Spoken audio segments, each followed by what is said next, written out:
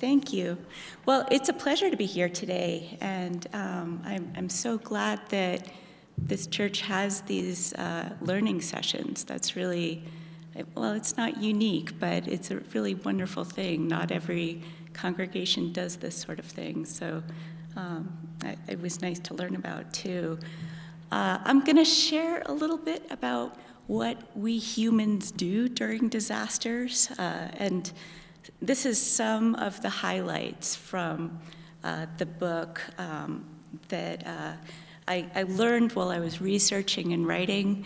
I mean, this book was kind of a quest to understand what is it that we do with disaster and how do we react, because there's so many disasters all around us. I was researching and writing Tales from an Uncertain World, what other disasters can teach us about climate change, to use other types of disasters as analogies to climate change and think about what we do.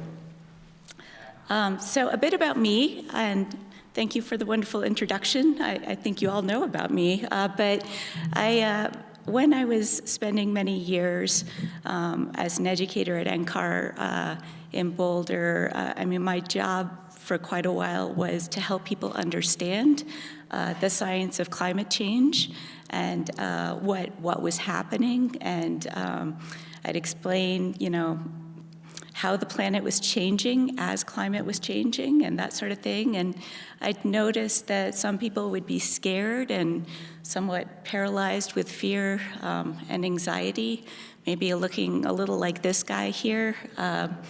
So learning about climate change is, of course, learning about a completely unsustainable situation. So, of course, it leads many people to worry, and others try to rationalize why maybe it's not that bad. Some people deny it's happening altogether. I'm sure we've met some of them. But none of these reactions are very helpful if we're going to solve the problem. So it's a global catastrophe. It's moving more slowly than a tornado or something like that, but it is a global catastrophe. And in some ways, climate change is unique, but we have coped with other types of disasters. There's evidence that we can be pretty resilient when we want to be. I wrote the book because I wanted to tell stories about how people have dealt with or are dealing with all sorts of environmental change. And we don't always make good choices. Sometimes the decisions we make actually make things worse. But understanding the choices we've made in the past as we're trying to solve other environmental problems, I thought could help us as we react or don't react to climate change. So I set to understand kind of our strengths and our blind spots, our emotions when it comes to dealing with catastrophe, and with these guiding questions. How do people make decisions amid disasters and uncertain times? And what can we learn about ourselves from our past experiences that can help as we deal with climate change? So I set off on a bit of a quest to answer those questions. But the disaster that started me on this quest was the 1906 earthquake and fires that really decimated San Francisco. Here's a picture of what San Francisco, California looked like after the fires were put out and the earthquake stopped rumbling.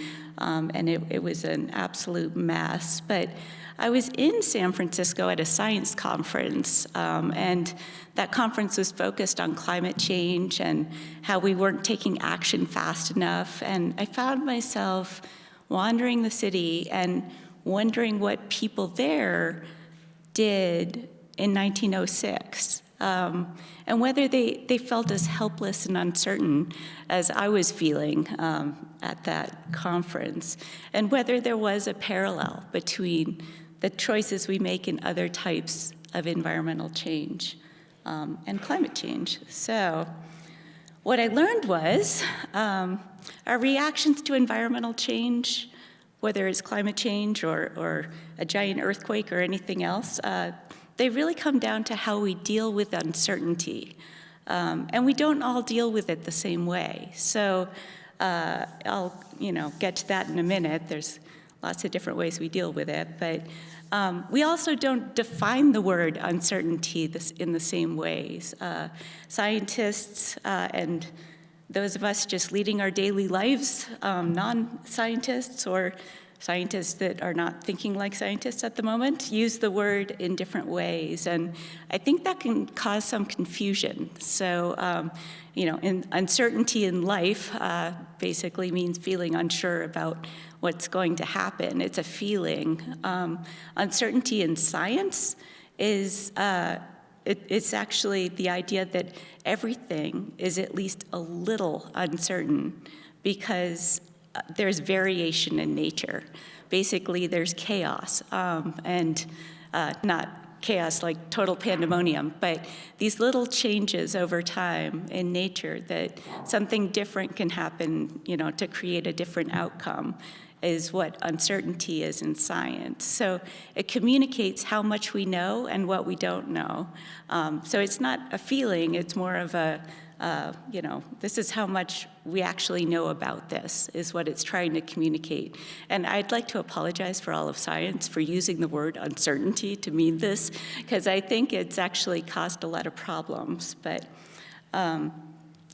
basically there can be a range of answers, and how broad that range is the uncertainty. So for instance, if we measured everyone's height in this room, we'd come up with a lot of different heights. We could calculate an average and say the average human is 5'6". But if you are more than 5'6" and you're sitting there saying, hey, that's not me, and if you're much less than 5'6" and you say, that's not me, it's because there's a range in that number. So communicating, the range of answers of how tall is a person, and also the average is more useful information.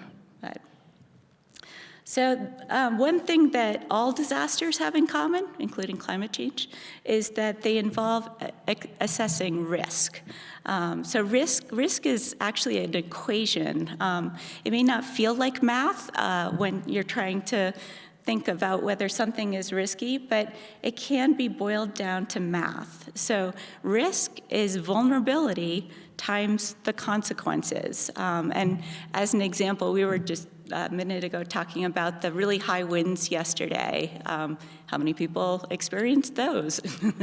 Okay, yes, okay, all of us pretty much. So those high winds meant we were at risk of a wildfire. And we saw really large consequences of a wildfire. Was that 2 or 3 years ago with the fire in Superior where about 1,000 homes burned. And that was in high winds as well. So, the consequences, if there is a wildfire in this area, can be really high. And there's a way, though, to decrease the vulnerability. And the electricity was turned off in the highest wind areas to reduce that vulnerability, so reducing the risk. The consequences would still be really high, so, if a fire happened, but we can reduce that vulnerability. So often risk is somewhat uncertain because we rarely know absolutely everything about what's going on, and uncertainty can make it difficult to determine risk. So one of the big things I learned about disaster was that our reactions to disaster depend on how we deal with uncertainty. So when there's uncertainty, some people will see the risk as higher, and some people will see the risk as lower. So I researched past disasters to figure out what people did and how individuals made decisions and what they decided to do. So in addition to the San Francisco earthquake, I looked at coastal erosion on Cape Cod in Massachusetts, where there are these huge cliffs of sand that are eroding and houses perched at the top are in jeopardy. I looked at an invasive species in the Caribbean and what people were doing about that. It's called the lionfish. It's a beautiful fish, and it's causing quite a problem for ecosystems there.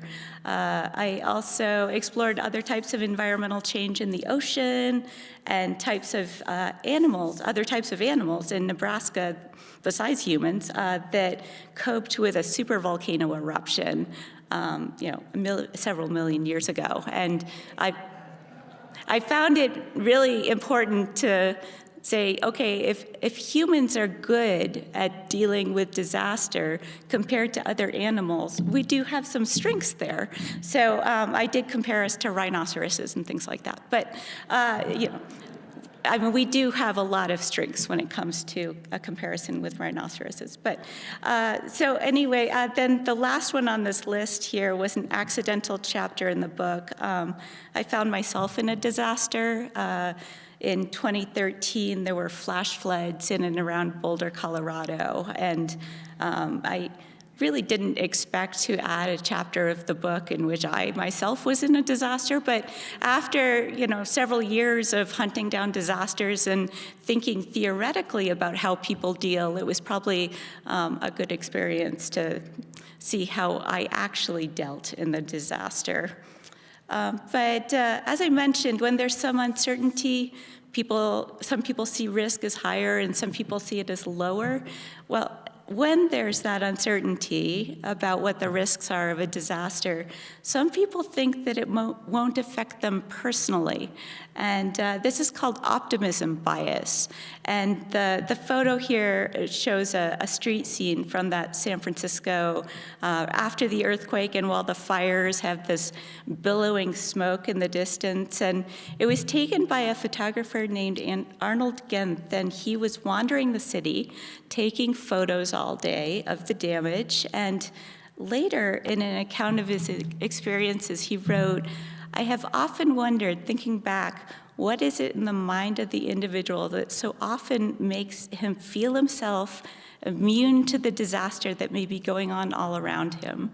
And, this may have been some optimism bias because he didn't realize his studio could burn, and I believe it did. So, it's sort of a helpful thing in that it keeps us going, but it's also it's a bias we have that means we may not think we're in harm's way as much as we are. Uncertainty can also help us rationalize a disaster. And if you're sitting here saying, that is not me, it's because not everyone will do this. Not everyone is doing all of these different things, but you probably know someone who has a tendency to rationalize. I can think of several someones I know. But it means making up a logical sounding argument for why it's okay to do something or not do something. And rationalization can help keep people calm and keep going, keep calm and carry on in an emergency. And so there can be a usefulness to it, but it's also, it can be a problem if it means we're not fixing problems we need to be fixing. And then there's outright denial of a disaster, that it's not happening, or even if it's happening, it's not that bad. And often denial can use uncertainty to justify inaction. So saying we shouldn't jump into action because there are still things we don't know about what is happening. And in a lot of cases, if you wait until absolutely everything is known, it's too late to stop a problem, or it's too late to get people out of harm's way. So that's true of climate change, and it's true of lots of other disasters as well. So that can work against us. But sometimes our ability to take action in a disaster is completely thwarted because we have too many things to worry about. And I know the list keeps increasing with whatever's in the news each day, but if you imagine your worries in a basket, the basket is only so large. So if you have a lot of worries, you need to prioritize them. And the worries that involve really necessary things like food, water, and shelter probably come first, and those will stay in the basket. but you might need to throw some things overboard just so you can cope. So not all of us are sort of in the same place to cope with things like climate change or coastal erosion or whatever the disaster is that we're thinking of, because those basic needs need to be met. So another thing that people tend to do is discount the future. So future risk doesn't look as risky as risk right now.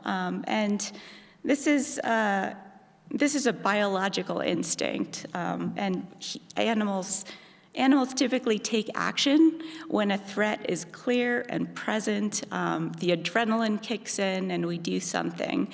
But it's very hard to say, in 10 years, a bear might attack you. Like it's very hard to jump to action now if you're told that something, is or may happen in the future. So that, that's something that we need to cope with too as we try to deal with these very long-term problems. So very clear and present threats are often things we can see, but this is what the Cherry Creek, no, this isn't Cherry Creek, the Boulder Creek bike path looks like. It's in the center of Boulder, and it's going under a bridge here, and the creek is on the left side in this photo. And this is what it typically looks like, and then this is what it looked like in September of 2013. And so you see all this kind of chocolate milk colored water flowing through it, no more bike path, and the water's really stretching out beyond the photo here in all directions. And so when you can see a disaster like this, like actual water flowing into businesses and homes, more people will take action and jump into action when something like this is happening.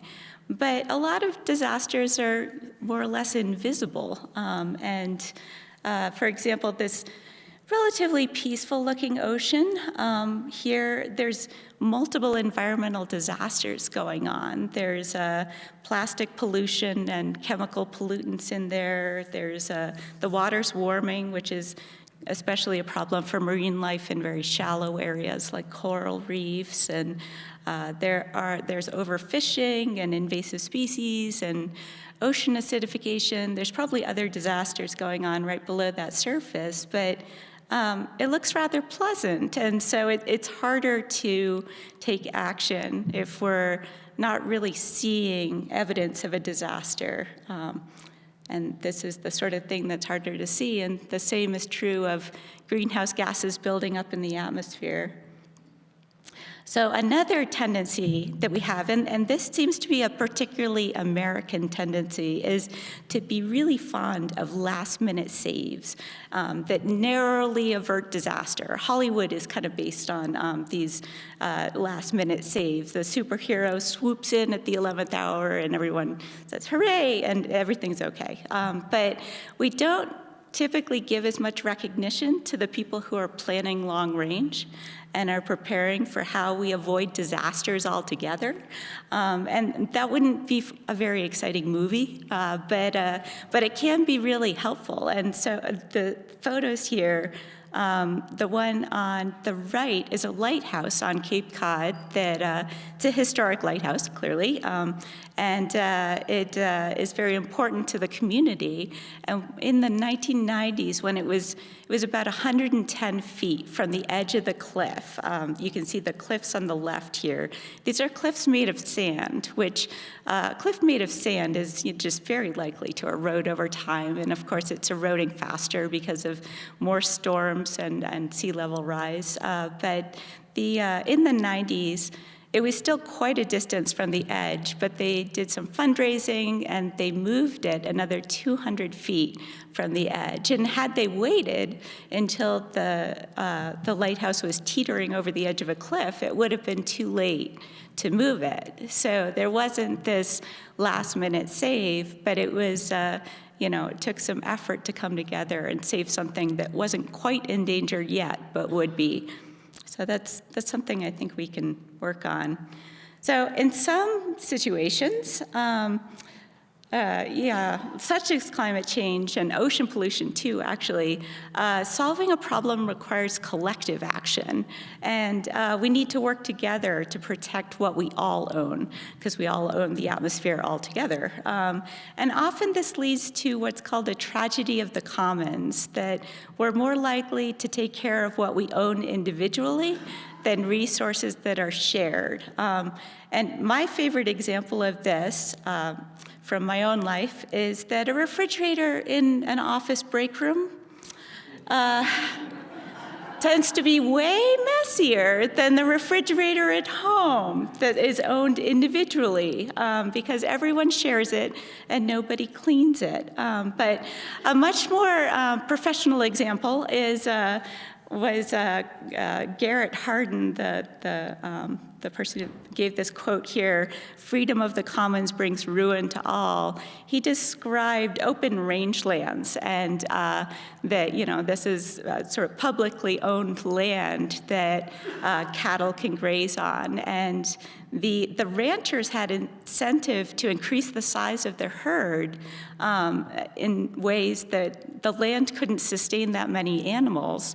But there was no sense of, only grow the size of your herd to what the land can sustain. There was no way to do that because it was all owned by everyone. So, and studies have found that people tend to either have cooperative social values, which means that they are more likely to take action and care for common resources, or people have non-cooperative social values, and they tend to make decisions that benefit just themselves instead of the commons, like all these people in traffic here who are saying, if these idiots would just take the bus, I could be home by now. Apparently not occurring to any of them that if they all took the bus, they'd all be home by now. But there are some success stories when it comes to collective action problems. And one of them is this invasive species in the Caribbean and the Western Atlantic called the lionfish. And it's very pretty, but its native ranges in the Pacific and Indian Ocean. And in the Atlantic and Caribbean, when it got there, there's no predators that keep its numbers in check. So it reproduced just out of control and was everywhere, and really gobbled up a tremendous number of little reef fish. What I find kind of heartening is that people concerned about these shallow marine ecosystems started to hunt the lionfish and started these competitions, like this one is from Bermuda, the Eat 'em to Beat 'em campaign, that people are coming up with recipes for how to cook them and competing about how many they can take out of the ocean. And because this area, the Western Atlantic and Caribbean, includes all sorts of different countries and cultures, there's people from all these different island nations and territories that are doing the same sorts of things. So that is, it's unknown whether they'll ultimately be successful, but it's quite encouraging to see people do that. Another benefit that we have is that when people see others making decisions and taking action to avert disaster, they're more likely to do the same thing. So this person biking to work, when we see that, we humans are more likely to say, not a bad idea, and do the same thing. So next time you're on your bike and it's raining and you feel like, why am I biking when everyone else is driving? Just think of that. You might be inspiring someone else to do the same thing. So a few caveats. Of course, we humans are all very different. And we make different decisions. So you might be prone to careful planning and mitigating disaster, while someone else might be prone to rationalization of the disaster. So that's one thing we need to cope with. And then, of course, disasters are all different. Some are slow and global, others are fast and local, some are more kind of, we need everyone working together to solve them, others are more individual. individual, some can't be slowed or stopped. Like there's no slowing down a tornado, for instance. And so, there's quite a bit of variation here.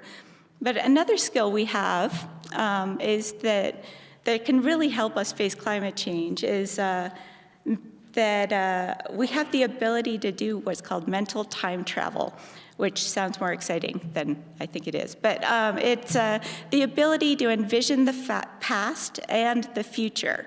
So it's really the opposite of living in the present.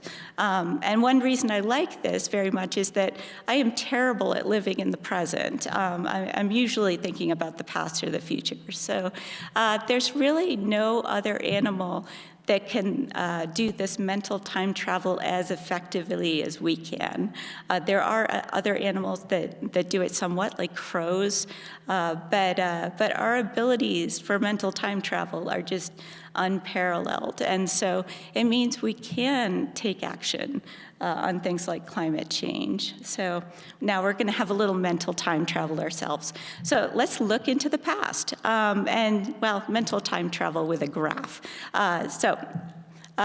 This graph runs from 1850 on the left side to 2023 on the right side, and it shows global average temperature each year and how that changed. And those temperatures are compared with the 20th century average, which is why there's a 0. So it was either cooler than that average or it was warmer than that average. And you can see that, we're really warming up quite a bit here. This used to be called global warming because the heart of climate change is that Earth is warming. And you can see that last bar on the far right is very high. And according to the calculations are released usually at the end of every January for what the temperature the previous year was. And 2023 was 1.18 degrees Celsius, or over 2 degrees Fahrenheit, above the 20th century average. That's the warmest year since our record keeping started in 1850. So that warming then causes more water to evaporate into the atmosphere, which causes more drought.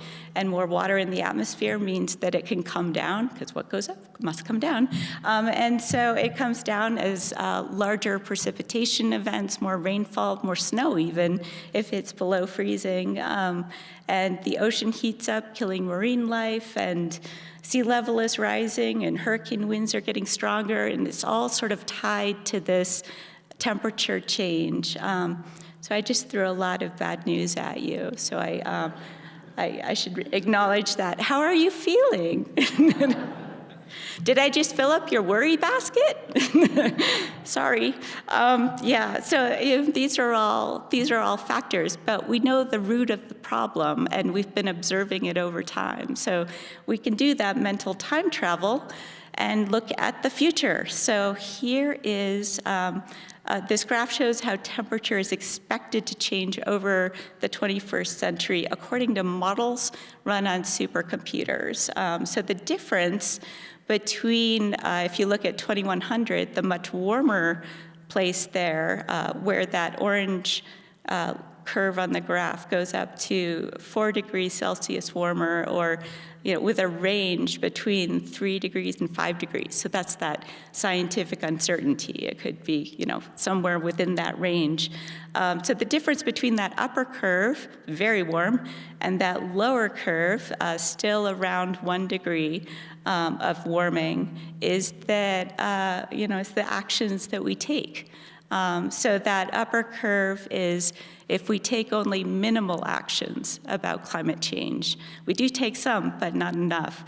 And the lower one, less warming, is if we take really substantial actions on climate change.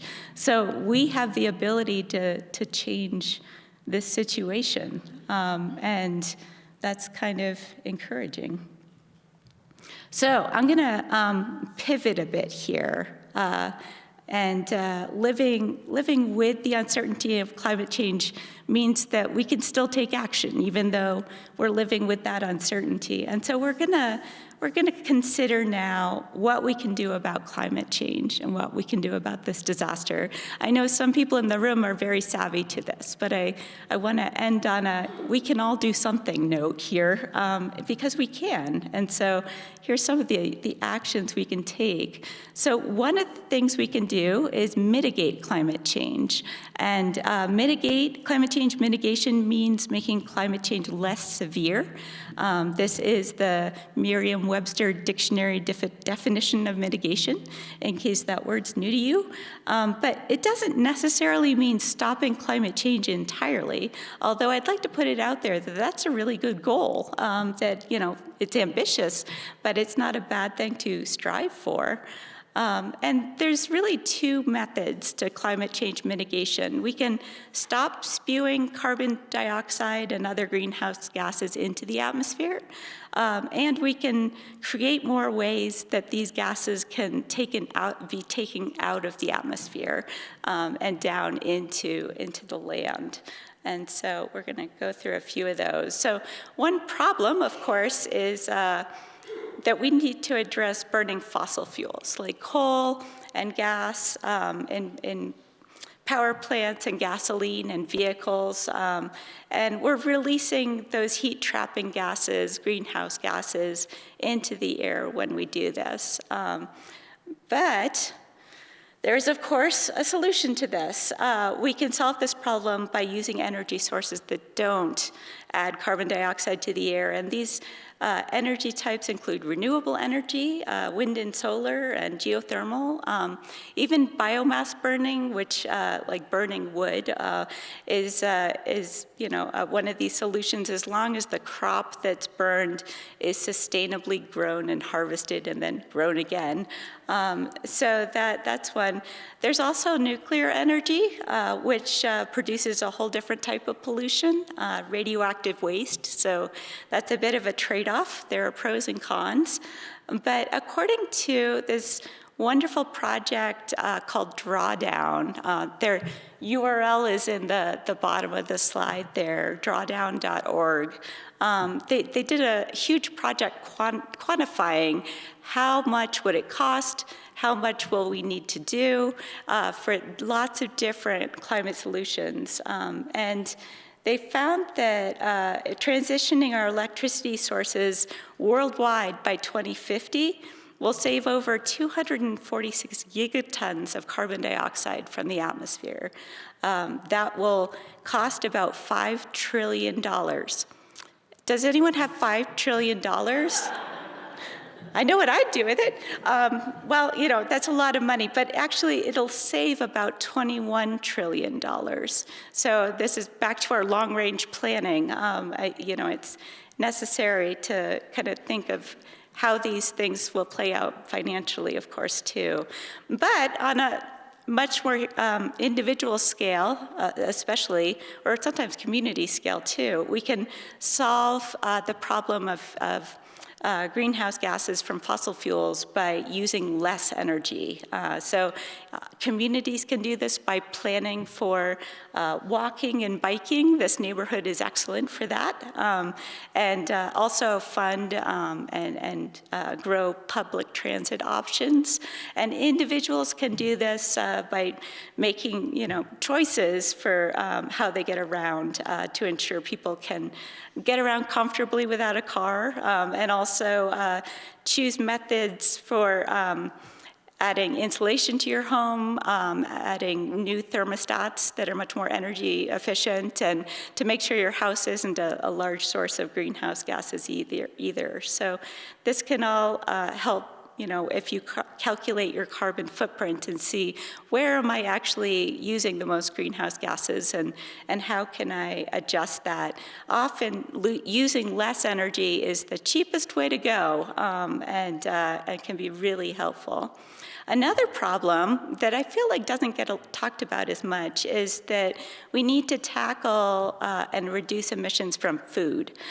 So food has a carbon footprint too, and in particular, farm animals, especially those very cute four-legged farm animals like cows and goats and things like that. They produce methane burps and farts. You know, this is wonderful for like if you have a middle school kid in your life, tell them about all the methane farts that are causing climate change. That's really the way to rope in the next generation.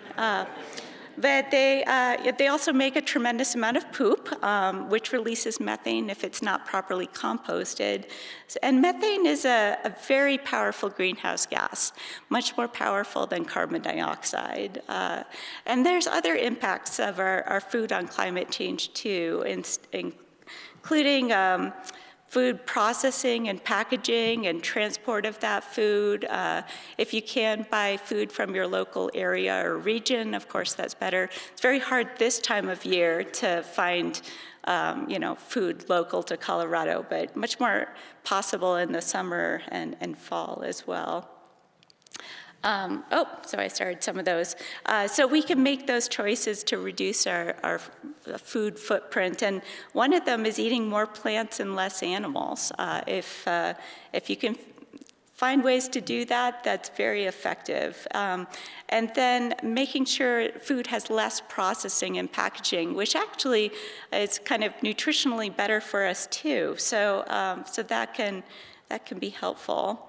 Another solution that farmers can take is making changes that help lower the food's footprint. I mean, no one can stop a cow from burping, but you know, these farms can manage soil and compost animal waste, and so that, you know, helps sequester the carbon in the soil, which is actually much more useful to them than if it's added to the air. So this photo on the left here is from a farm in Boulder, Colorado that I used to work for.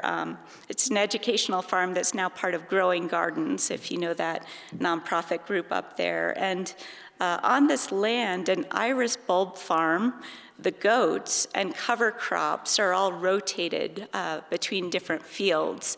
And so the goats add a lot of manure, nutrients to the soil, and the cover crops and the iris are taking some greenhouse gases out of the air. And all in all, it keeps carbon in the soils and basically turns manure into irises, into flowers. And so that, you know, that's a very nice solution. So another problem, of course, is less trees mean that less carbon dioxide is taken out of the air, which, you know, all plants take that CO2 out of the air through photosynthesis, and deforestation and wildfires are, you know, destroying some trees. And so there's really two solutions to this that are quite common sense. We can plant trees, but also we can protect the forests we have. And I think sometimes that gets forgotten because we're all so excited about planting a new tree. But old growth forests take way more carbon out of the air than younger forests. And so protecting what we already have is a good way to do this too.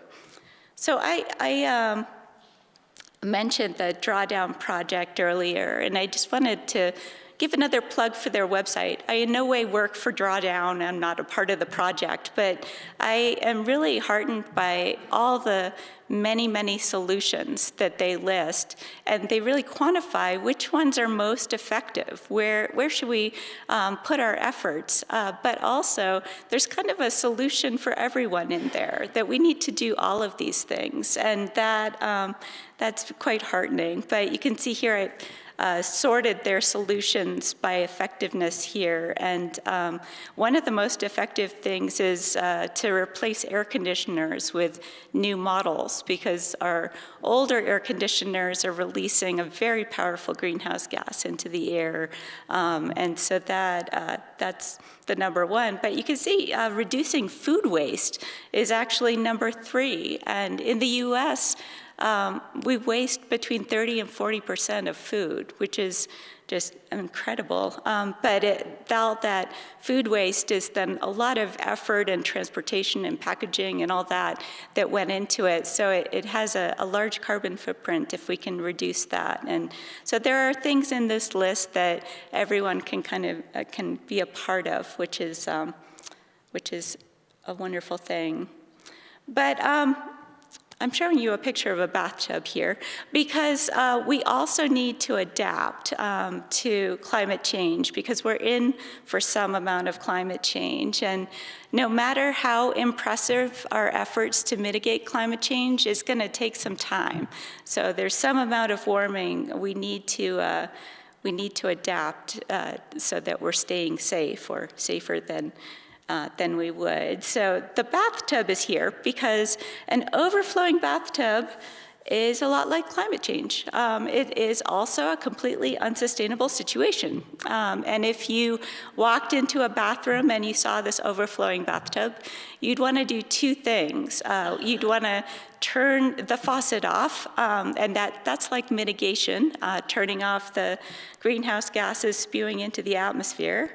But you'd also want to clean up the floodwaters, and that's more like adaptation. So make the bathroom livable again,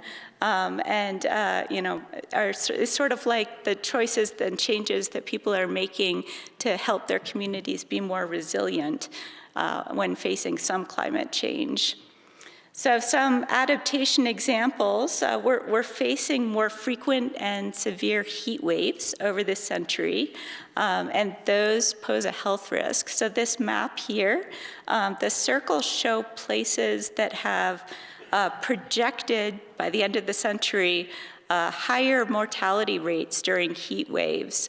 The scale at the bottom, the little yellow circles like you see in Colorado, so that's just a relatively modest increase in the mortality rates during heat waves over this century. But the very large red circles, that's a much larger increase in mortality during heat waves. And so this is a projection based on model data into the future for if greenhouse gas emissions stay relatively high.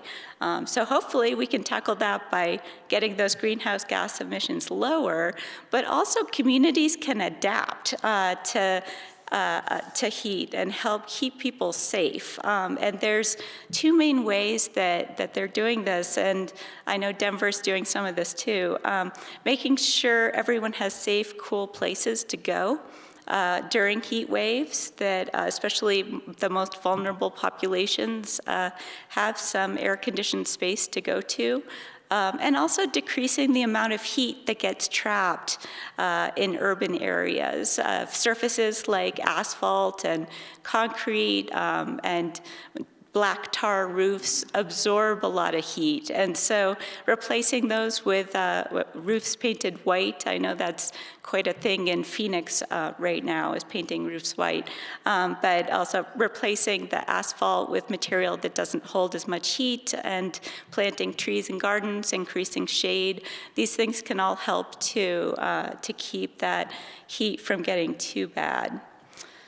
So another adaptation example, this is in coastal Louisiana, and you can see these homes, some of them at least, have been raised up on stilts. And so this is to protect from floodwater because this area is experiencing more sea level rise than anywhere else in the US. Potentially the world. And also hurricanes are growing stronger, so there's much more risk of flooding. So existing homes are being raised up, and I think the level now is over 8 feet is what they recommend. So I think most of these houses are under 8 feet. That funny looking one, the green and yellow one, might be about 8 feet. So another thing, drought is becoming more common. So farmers are turning to crops that are more drought resistant. And so this is an adaptation as well. Hopefully, being able to continue to grow plants in drought-prone conditions. But many of these crops are in some ways GMOs or genetically modified, which some find controversial. So we might be facing these sorts of trade-offs in what we're doing. Remember the Boulder flood and that bike path? Well, the bike path, what I didn't tell you, is that bike path is actually designed for floodwater. So this was part of Boulder's flood planning. And in Denver, along the Cherry Creek, you see the same thing, these concrete walls and then the bike path next to it. It's all designed to contain floodwater, so trying to prevent it from getting into homes and businesses. So adaptations like these can help us stay resilient in some difficult situations, like this one. But yeah, overall, I just wanted to end on this, this note that, of course, climate change is always described as a global problem. And so here's the whole Earth, here's the globe. Earth from space, like we never see it unless we are astronauts. But you know, what we do about climate change and how we're affected by it can be very personal and local and individual. And these large-scale efforts are just incredibly necessary. They need to happen. Large-scale change in our energy infrastructure, for instance.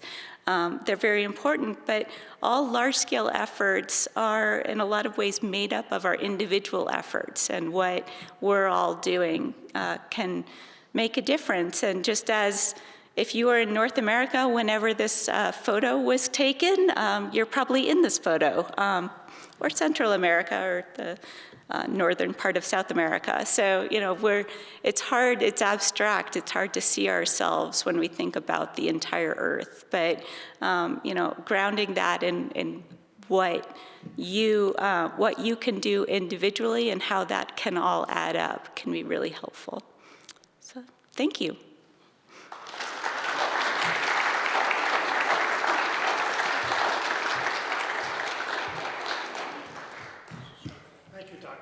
For this 101, the Climate Change 101. We appreciate it. Non-comprehensive. We have some time for questions and answers. Oh, we have a mic. I'll get back there with a microphone for streaming. Anybody have any thoughts or questions for Dr. Gardner?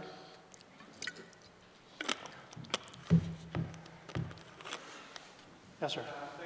Use the mic, please. Yep. Thanks for your talk. I was curious on your list of things. I noticed girls' education was like 6th or 7th. Could you just say a little bit more about that? Sure. So especially in developing nations, the longer girls go to school, and it's separated out because in a lot of these places, that's not an opportunity that girls have. And so the longer girls go to school, the longer they spend not having children. And so it's related to sustainable populations and making sure that, you know, people plan their families in a sustainable way. And so the more education girls have, the more income they can have, and the smaller family size becomes. And I know that can be a controversial one for some people, but having that equalizing of education and opportunity is, it's interesting to tie that into climate change. Right there, Doug. Could you speak to what impact you believe that individuals making the effort to compost can have? We go to great lengths to do that, and it's a little tedious, but we're in the habit. We know many people don't. We can tell by who puts out recycle bins in the, you know, in our area. So what impact does that have if everyone did choose to compost? So I don't have the numbers in front of me, but yeah, the Drawdown website actually has some really good data about how that can help and quantified. But I can say that the amount of trash that we produce now, we collectively, not just we in this room, but you know, humans produce now, especially in the developed world, a tremendous amount of waste. And when that compost material winds up in a landfill, it's much more likely to produce methane gas that's that much more powerful greenhouse gas than carbon dioxide. And so that composting process is pretty powerful, but it can also be very helpful for farming and for getting nutrients back into the soils. So there's multiple benefits. There's a question over here.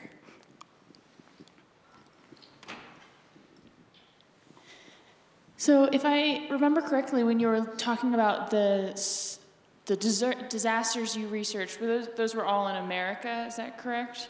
Or all in the US? And I was wondering what kind of research you've done, how other people's either respond to disaster or kind of how they're addressing climate change and how that differs than what America is. Or Americans do. In some ways, I wanted to keep the carbon footprint of this book small. So I, didn't want to travel the globe 10 times to tell everyone about climate change. But the disasters are very U.S.-centric, except for that lionfish disaster, which is much broader. And in a lot of ways, the U.S. is facing less impacts of climate change than a lot of places, especially more equatorial locations and poorer countries. And so I think we have a huge amount of the greenhouse gases that are produced, and yet are a little more protected than some other countries and locations that are more vulnerable. And so there's depending on whether you have cooperative social values or non-cooperative social values, that there's a need to kind of make sure that we're not causing the problem that we are least affected by, even though we are affected by it. There are heat wave deaths and wildfires and severe storms and all sorts of things that we are affected by, and that'll continue. But there are much more impacts like Bangladesh and the ability of people to move to higher ground in some of these very low-lying areas experiencing sea level rise. There's lots of examples like that from all over the world. But yes, this is a very U.S.-centric book. Building on this last I think you. the huge migrations we're experiencing from Latin America, from Africa, due to drought, among other contributing factors. I don't read much about what is being done about the drought in these countries. Has your book research or online research given you some ideas of how we can enable these migrations to be mitigated? Thank you. Yeah, drought seems about as hard to stop as a hurricane. But there are some things that people can do, like those drought-tolerant crops, or ways that avoiding turning over the soil entirely, extensive tilling. There's farming strategies that can help people farm in drought-prone areas. But I think the other part of your question was about climate migration, which,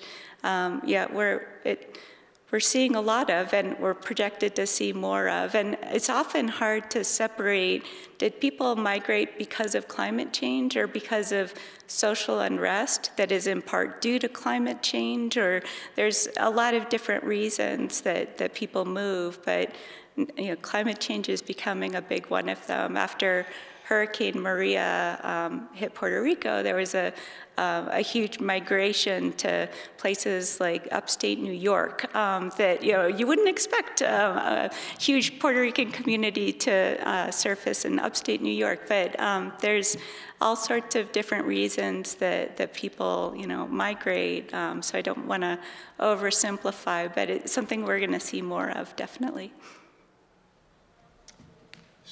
So if I may conclude this with bringing it home to Montview very quickly, your Earth Care team recently completed a carbon audit of Montview.